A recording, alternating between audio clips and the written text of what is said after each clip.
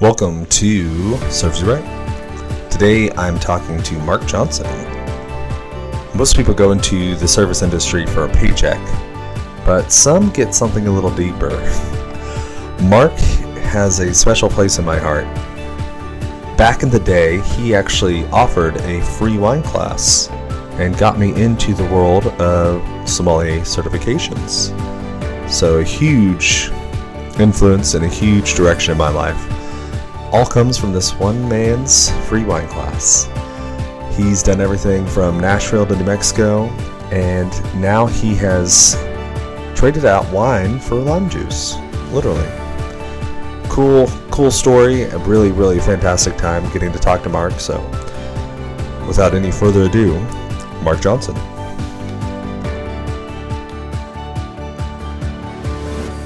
It's the weird alien voice. It's always a strange intro, but as much as we do with aliens, I don't think it's what they sound like at all. maybe not New Mexico. And is that glare in the back window just too much? No, it doesn't look too bad. All right, because you could see through it, you'd be looking right at Los Alamos, and according to my friends up there, if they didn't cloak those ships, you would see them traveling, but mostly between Los Alamos and Nevada, because Los Alamos is kind of the headquarters, and Nevada is where they do most of the physical work. You'd see them as often as you see commercial airliners. There's all kinds of different ships coming out of there every day. But they man. One of the things I miss from New Mexico, yes. Los Alamos, smartest population on Earth. All right, Mark, thanks for coming on today. Don't know how about that start, but yes. So I wanted to talk to you because a lot of my origin story actually centers around you. So I look back on my life, and so much actually comes from this one random free class that one gentleman taught way back in the day. And so I wanted to ask, what led you to teach that free class? Like, what inspired you to be an educator in the wine world? Two things, really. One was when I first decided to start studying down that direction and becoming better at that. There were a lot of guys that were in the Court of Master Sommelier that spent a lot of time with me, of no charge, sometimes at a charge to themselves, to mentor and benefit me. And so it was kind of a pay it forward kind of thing. And honestly, something taught us twice learned. You learn something, it's great. When you educate something, you really know it. When you can articulate it to someone else, it really helps you solidify it as part of your knowledge base. So that was always very helpful. And the other reason is when I moved home from Nashville, back to New Mexico, when I would do stuff with the court, or I'd do stuff with different people from around the world, all these great chefs and everything, and I always say, I'm from New Mexico. Santa Fe is kind of my hometown. Even though I grew up in Artesia, but I always consider Santa Fe my hometown. And they'd be like, "Oh man, some great food, beautiful town. Service is terrible there, though. God Almighty, they got some of the best food in the world." But I tell you what, those servers, and I was just like, I gotta do something to help kind of make our name better. It was something I kind of took on personally. So those are two of the big reasons. Oh yeah, no, yeah.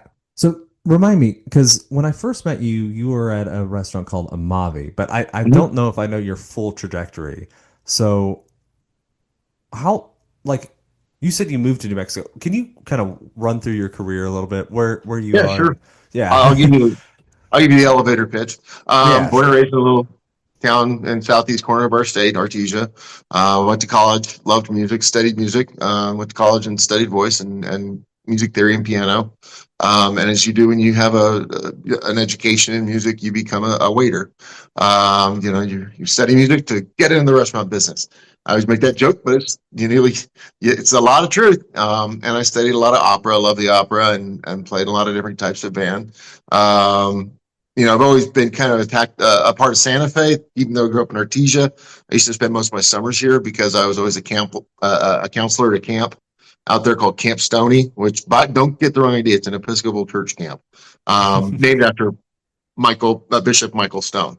So I already spent a lot of time. I knew Santa Fe, moved up here, when I finished at New Mexico State, started bartending to make ends meet, had some bands, played around here, ended up meeting some bartending, I met some famous country people, and they're like, "You got to be in Nashville. You'll never get discovered here." So I picked up and moved to Nashville.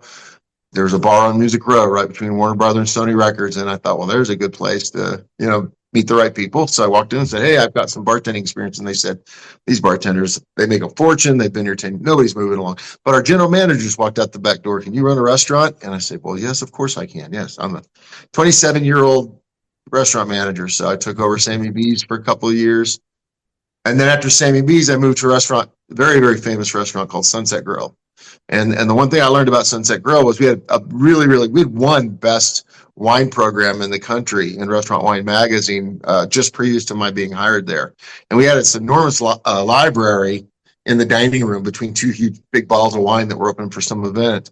And I started realizing, about 1,000 bottles then, that he knew the wine list the best, who was, the person who made the most money. So the first book I took home from the library was Clive Coates' Guide to France, and I read through that. And that was a bit advanced for a first book. So then I bought myself a book, and it was Exploring Wine by Mike. Yeah, I know. Bought Exploring Wine by Michael Weiss. And then one night I was in the wait station, and this waitress, she goes, "Oh my God, this table ordered $1,400 a bottle of wine. I'm too nervous, can't open it." So I was like, "Oh, I read a book. I'll go open it." So I went to the table.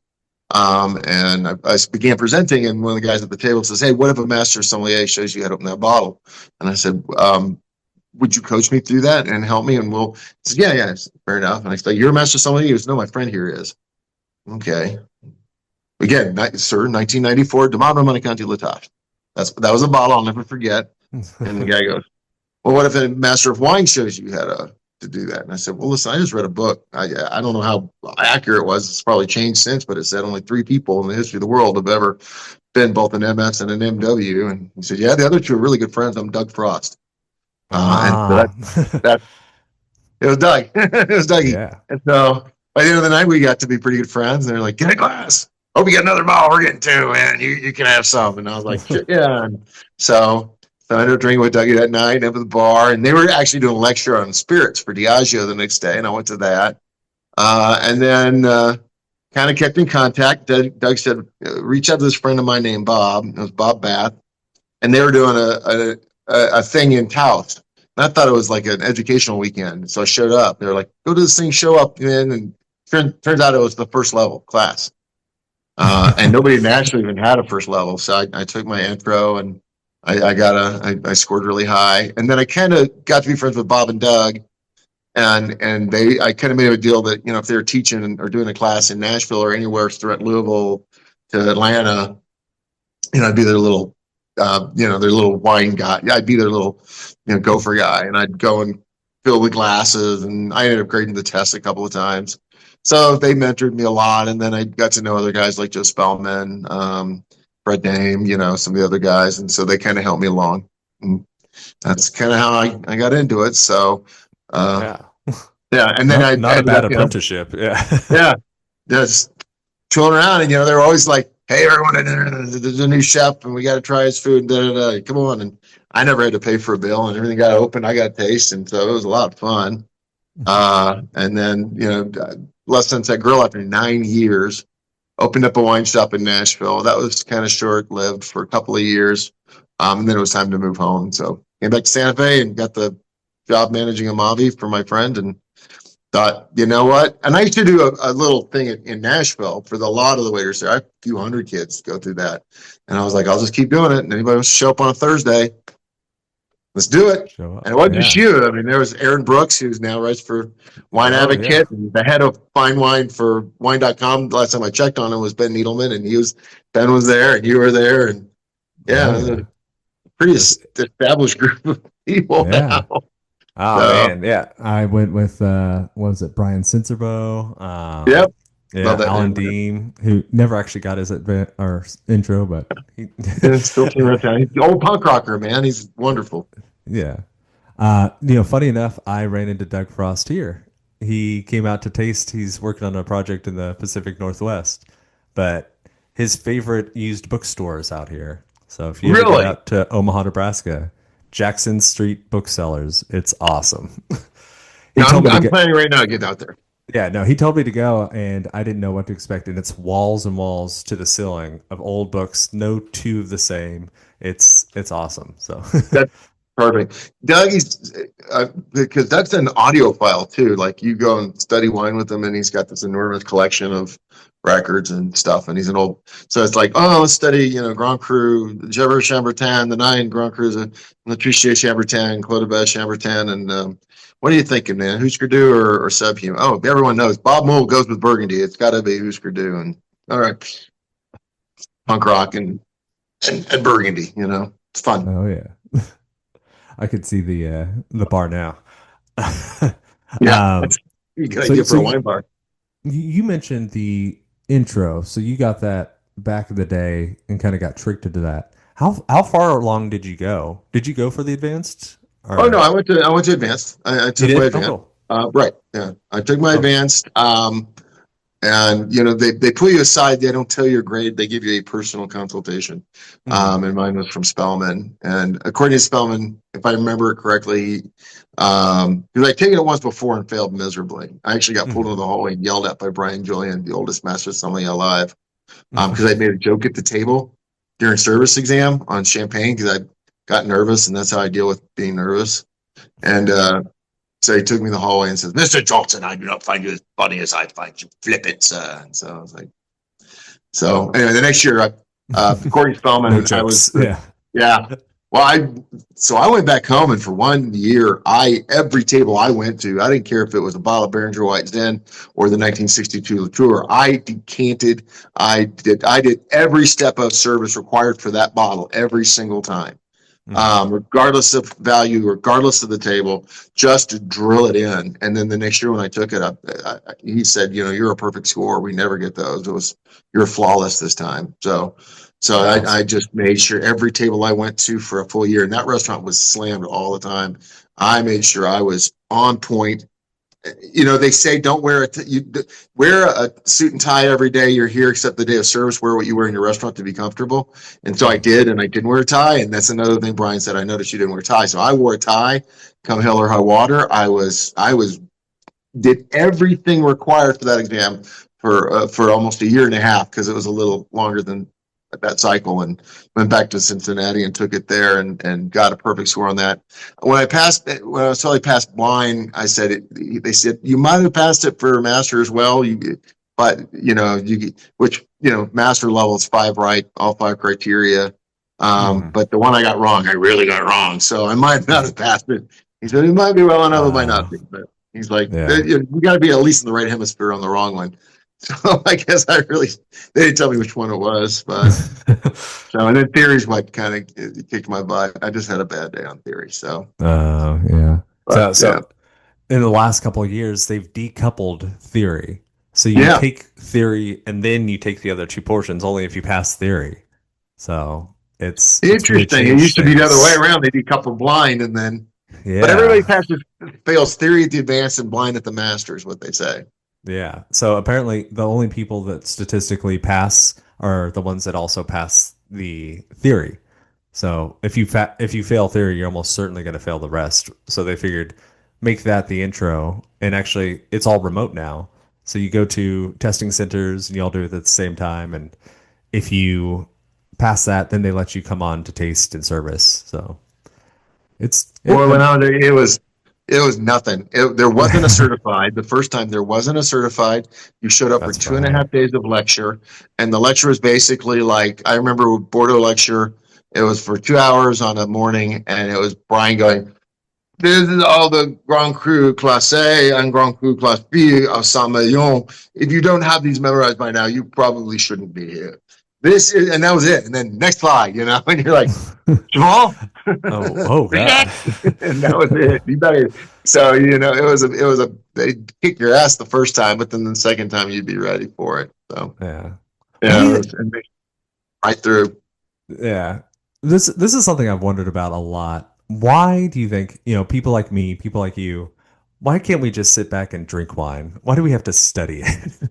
Yeah, it seems like there We're, could be a simpler way into this, but maybe I don't know.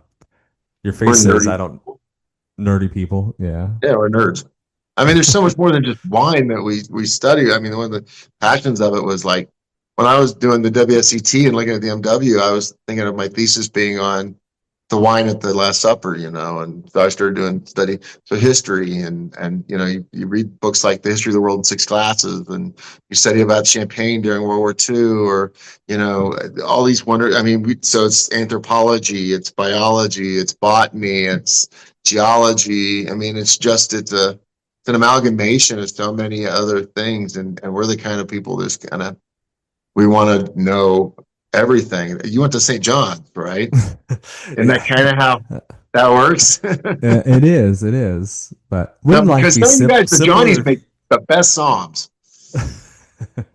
You and Needleman Yeah. and Ben Sobel. Oh, good Ben Sobel. Yeah, that's right. Yeah. So a lot Yeah. of Johnnies did well. We could never just sit back and drink the wine, I guess. Hmm. I don't know. Yeah. Yeah, Even there's bartending, it's the same thing. I'd always wanted to learn about the history of the cocktails, and I started getting into the Imbibe book and the Punch book and looking into David Wondrich and going down the rabbit hole again and again. So, one of the best books I ever acquired was a pre-prohibition book called The Great American Cocktail Book, and it was just right before Prohibition started, and the vernacular in it was amazing. The speech and the way it talked about the history of alcohol and drinking in the United States, and it was a joy to read. It was so wonderful.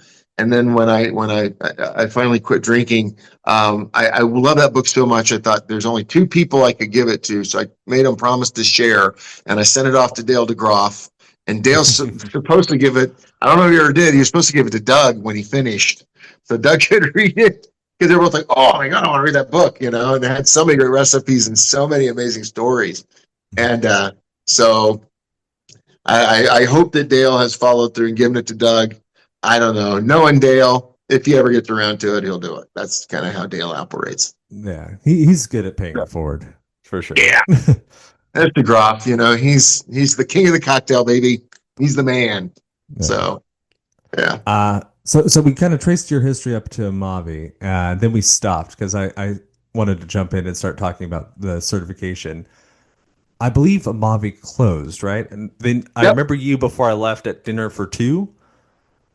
Right. And Amavi was where Cezanne is now, which of course is James Beard Award winning chef Fernando Olea. Wonderful, wonderful restaurant. And it's all moles. Dinner for two is very old school. We did a lot of tableside service, that sort of thing. I ended up at La Posada, and they had a wonderful wine program as the food and beverage. And that's where that was the end of the, just drinking and working 80 hours a week, that I had to change my life. And so I went, but that was wonderful, place and program back then. So. Sure. And I think that may have happened after I moved. My timeline's a little messy there. The pandemic kind of messed up things. With a little punctuation mark on that, but when were you at? I did. No, I moved about 10 years ago or so. Okay. Yeah. Because I believe that was 7 to 8 years ago. I was at Posada, La Posada. Yeah. And then that was the end of that. And then I kind of got out of the restaurant business. And then my friend Kelly called, and she was making Verde juice, which was a fresh squeezed cold press special kind of juice, and she was selling at grocery stores, and said, "Would you be my salesperson?" I also worked at National Distributing for several years as the fine wine guy for northern New Mexico. And Kelly said, "Why don't you come sell my juice?" And I was like, "Okay, well, I know how to get retail and do merchandising and get shelf space."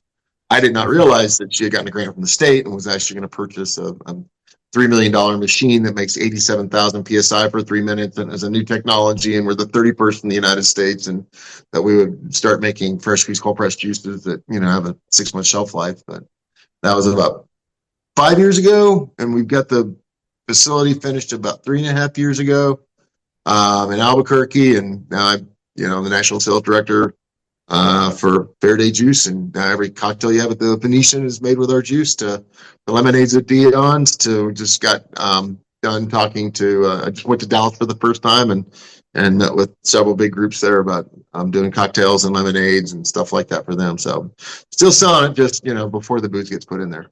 Yeah. What is it like selling non-alcoholic juice? The big differences? There should be, but there isn't.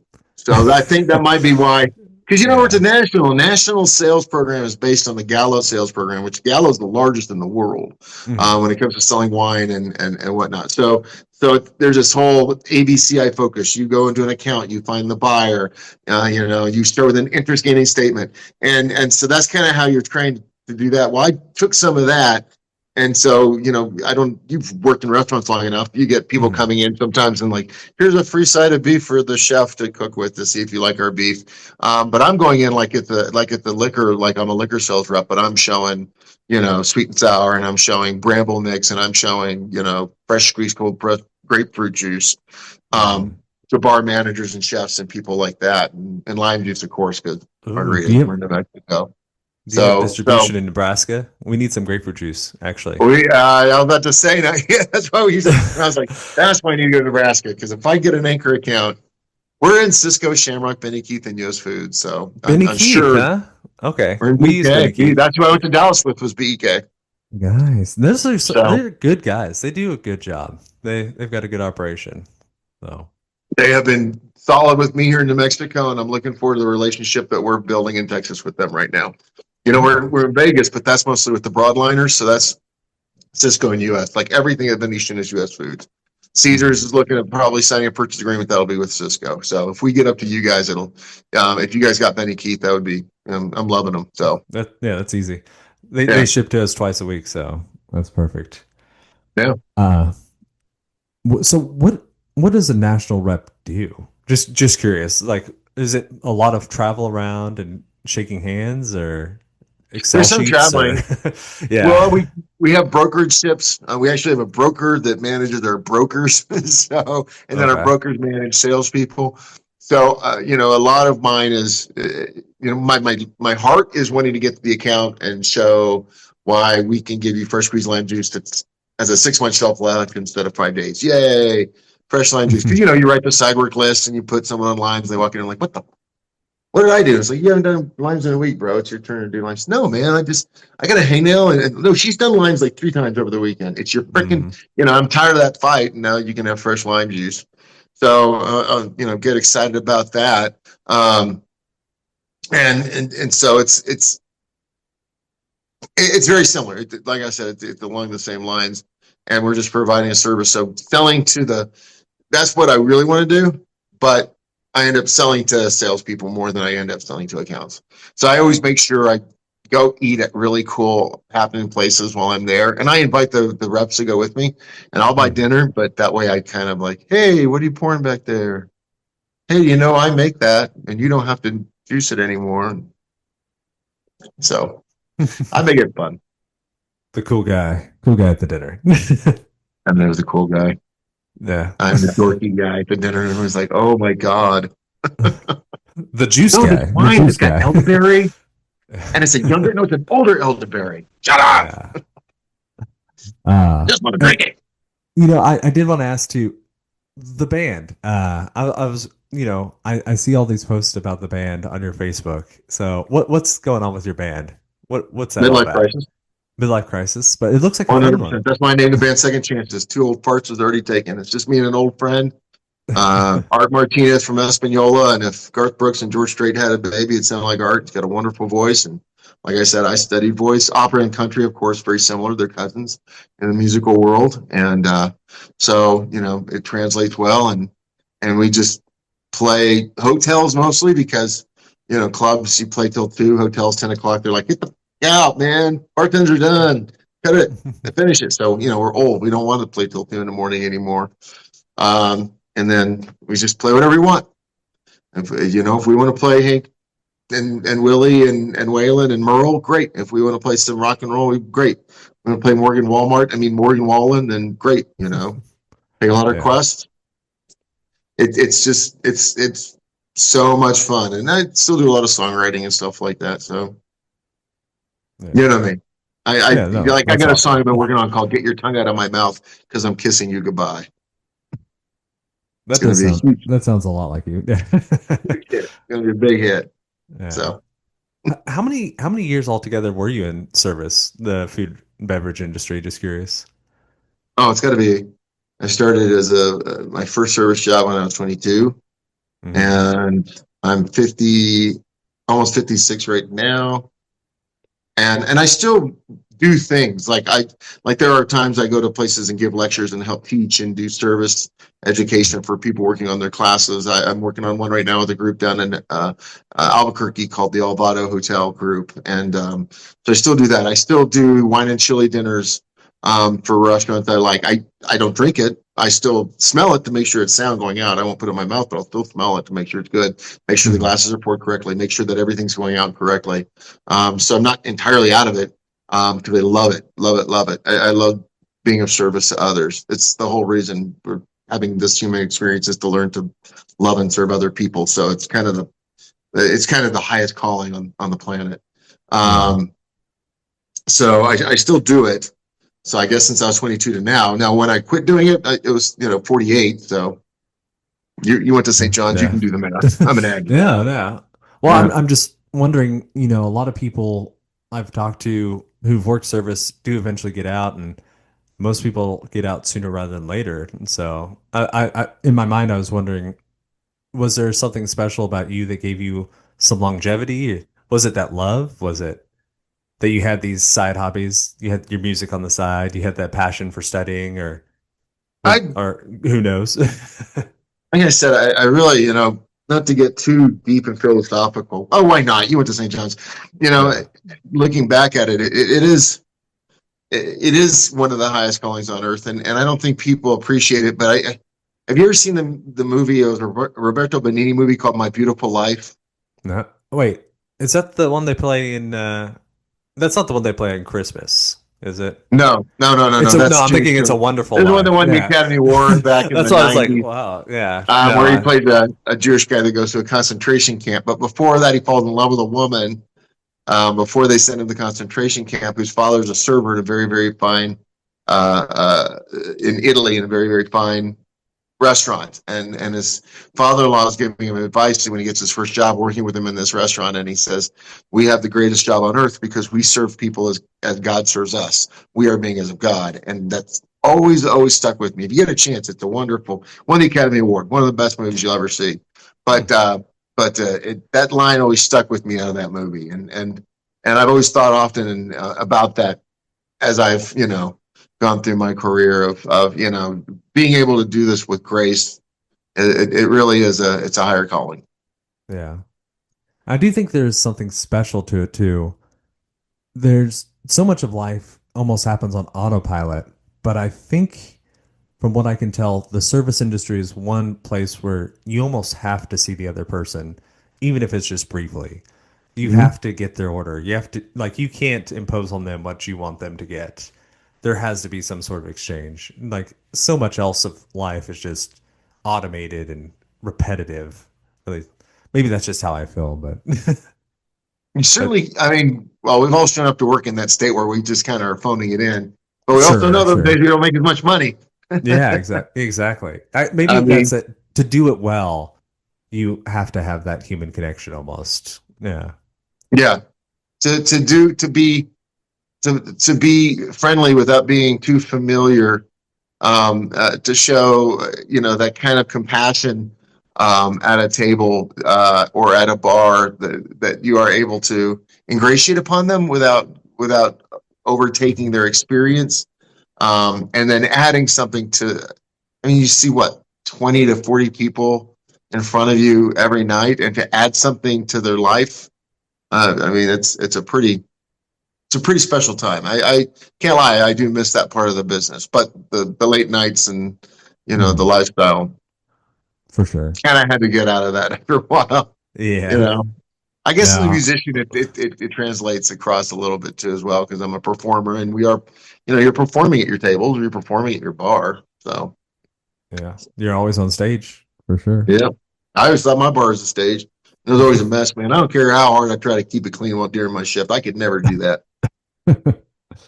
Clean as you go is not something I live by very much. No. Is there anything you would have done differently in your career? Anything No, you, no, not anything. Wow. there's some things I might not have said. I mean, I've gone back and made my amends. There's definitely some relationships I might have handled differently. The Sure. man I worked for in Nashville for 9 years, he passed away recently. And one of my great regrets, I actually didn't fly out for his funeral, but I did talk to everybody from the Sunset Grill afterwards, and they said there was over 1,400 people that had signed into the book. They had the reception at or a restaurant called Irving Grub over by where my wine shop used to be, and Craig, who was the general manager, I was like kind of assistant manager, sommelier guy, and Craig was like, dude. I talked to him afterwards. He's like, I had probably 300 or 400 of those people walk up and ask where you were. I was like, I wasn't there. But, Yeah. working for Randy Rayburn, who was not, he was so important. They named the culinary school in Nashville at Tennessee Tech, the Randy Rayburn School of Culinary Arts. They named the school after him. And so he's a pretty outstanding man. But he really encapsulated that grace at the table. Now, behind the table, remember, I don't know about you. I had one of those dads, all my friends like, man, your dad's the coolest ever. And I'm like, he's not your dad. If he was, he would not be so cool. That's how Randy was. Everyone's like, Randy's my best friend. I love that man. And I'm like, work for him. He would change your, he was a hard Just man to work wait. for. Oh, dear God. He was so hard to work for. 9 years of it. Oh, yeah. He was a thrower. He'd throw plates across the dining room and scream and yell. And yeah. What a, the old school love. Yes. The old school love, yeah, because if you got thrown in the pokey for DUI at 4 in the morning, his ass was out and he was picking you up. He'd come and get you, line up your lawyer and take care of you. But at the same time, boy, if you did something wrong at a table or embarrassed him, he'd take you out back and just drill it into you. Oh man, why do you think we love the service industry with things like that? Not many people would smile hearing that. No, they wouldn't. And seeing Yeah. some of the stuff I took, it was that there was times it was abusive. There was some abuse there, but at the same Hmm. time, there was love there. So I don't know, why do people stay in abusive relationships? Why do you know? Well, this conversation's gotten way away from me. Sorry. Yeah. So what's coming up in your life? Anything new or exciting with Verde? Anything we should be on the lookout for, or anything you can Oh tell us man, about? we are still, like I said, we're just making cold press fresh squeezed juice. Yay! So if you have a Yeah. bar and you want fresh lime juice and you don't want to juice it, then call me. We'll come and do it. We've got a You go to veryfoods.com. There's a whole section on food service and what we provide. I mean, we still make the blends that we started off with at like Whole Foods. I don't Hmm. remember when you were here, and there was Oh some. yeah, We no, started I off with remember some cold press those. juice bars. Oh yeah. Yeah, and then Kelly, the owner, decided she didn't like the public very much. So I don't know why she. I'm kidding. Yeah, she's going to see this and go, "Don't say that to people." But yeah, she just found that the retail was the way to go, and that kind of product doesn't last more than 5 days. So we got it's called HPP, high pressure processing. And so we have a $3 million machine, makes 87,000 PSI. And, it's in Albuquerque. So not only do we make juice, but it gets rid of a lot of evidence.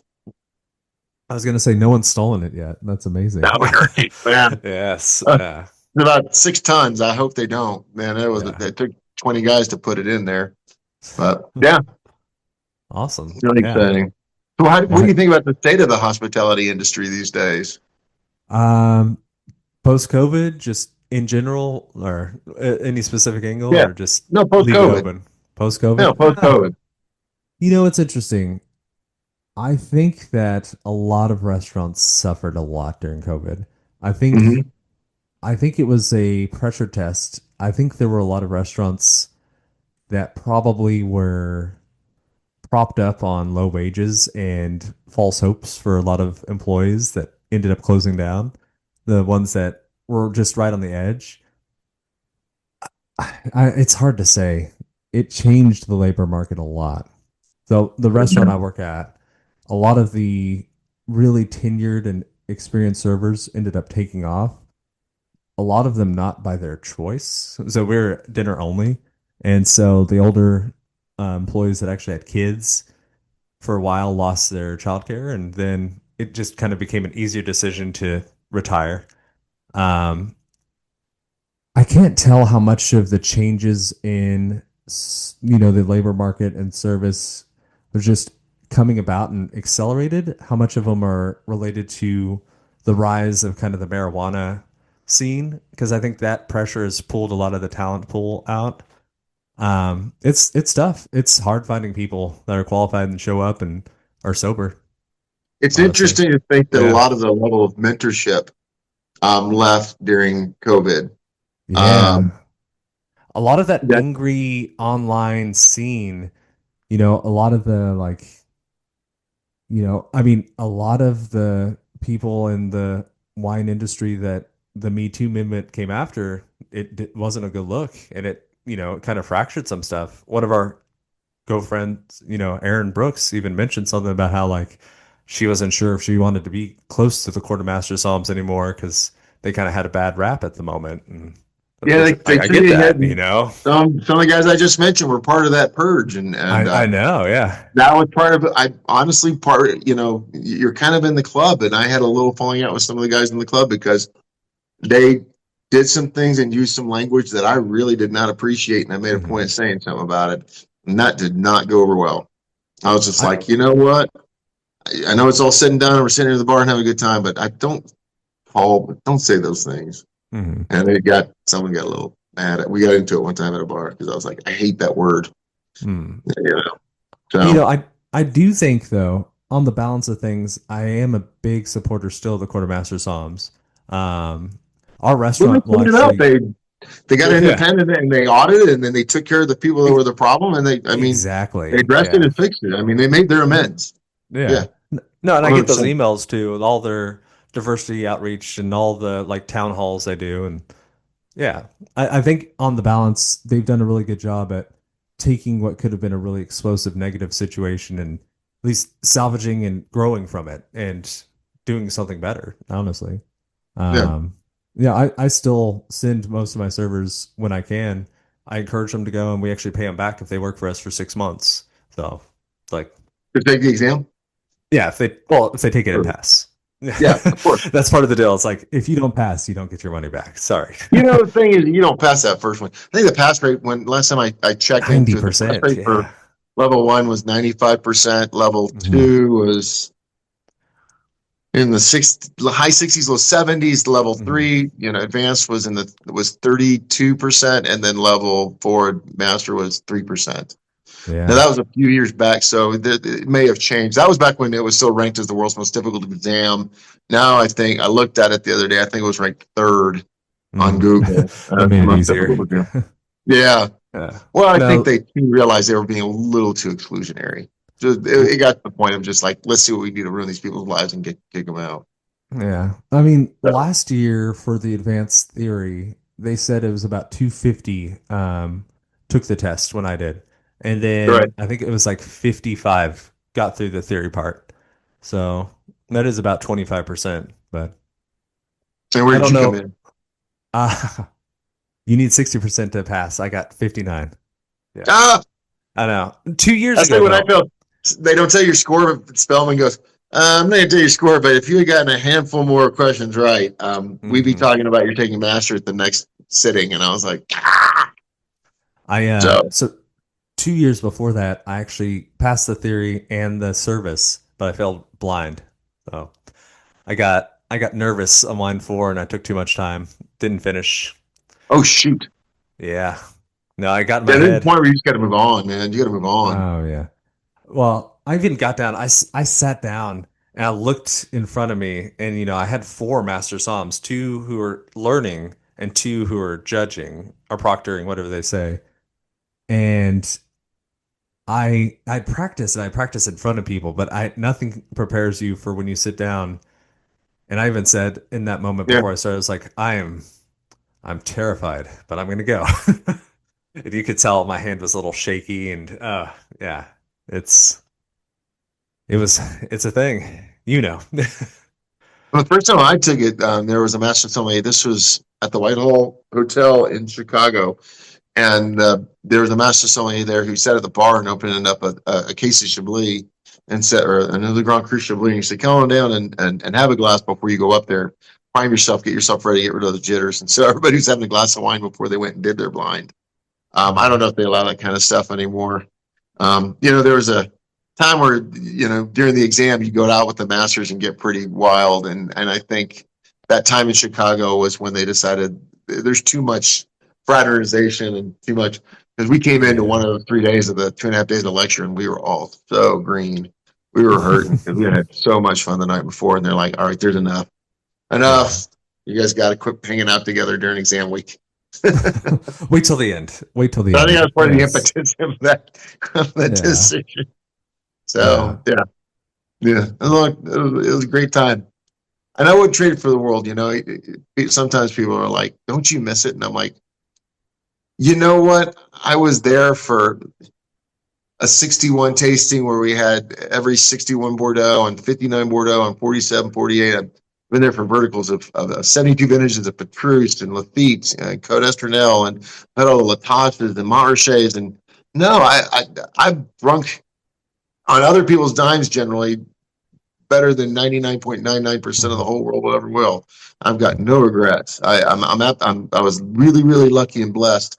And now it's time to move on and work in other things, but I don't regret it at all. It was a really, really wonderful time. So the wines that the world they can only imagine owning, you got to try. So I was there the last time they opened up the 61 Quinta Noval next to the Quinta Noval Nacional, and they were like, this is the last 10 times there's only a couple bottles each of these left, and the guys that own them don't like each other, so this is probably the last time this will ever happen. And I was there, and it was fun, and the people were in good spirits, and we had good jokes and a lively atmosphere. And they're like, oh, it must have been so snooty. And there were times where the snootiness just, you could cut it with a knife, but more often than not, there was just revelry and happiness, and and like I always used to say, remember I had my radio show and say, wine's only as good as the company you share it with.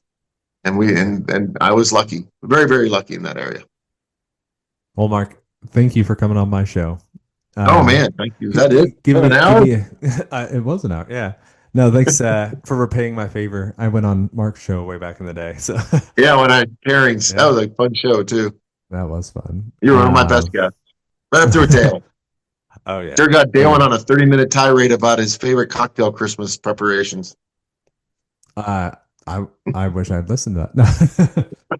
Yeah. No, I just want to say, so much of my life it came downstream of one random class that one gentleman taught. So that was you. And so I started studying wine, and I ended up in a job where I met my wife and went and moved to a new city, and I found a job where I got into management because I knew about wine, and then they moved me up here as a general manager.